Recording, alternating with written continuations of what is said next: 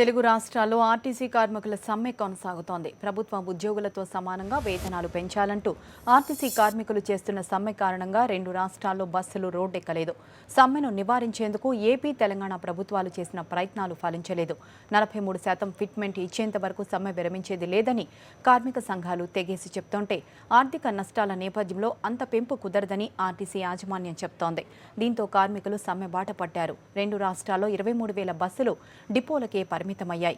కార్మికులు సమ్మె విరమించాలని RTC MD Sambasivarao మరోసారి విజ్ఞప్తి చేస్తూనే ప్రత్యామ్నాయ ఏర్పాట్లపై దృష్టి పెట్టారు. తాత్కాలిక పద్ధతిలో డ్రైవర్లు, కండక్టర్ల నియామకాలు చేపట్టారు. కష్టకాలంలో ఆదుకునే తాత్కాలిక డ్రైవర్లకు భవిష్యత్ నియామకాల్లో 30% వెయిటేజీ ఇస్తామని ప్రకటించారు.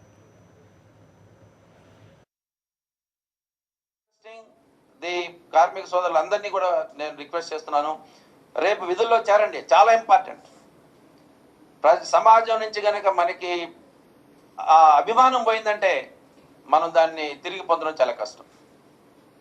మనదే ముఖ్యం,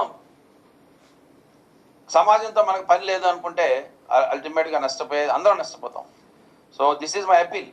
This is a real appeal from the entire management team of APSRTC. Please join for duties from tomorrow morning onwards. Future vacancies వస్తే ఇప్పుడు ఎవరైతే ఆర్టీసీకి సాయం చేస్తారో వారిని అందరినీ కూడా రేపు ఫ్యూచర్ రిక్రూట్మెంట్లో గవర్నమెంట్ రూల్స్ మార్చడం లేకపోతే రిక్వెస్ట్ చేసి we will provide 30% reservation for the people who are coming and helping us in this crisis.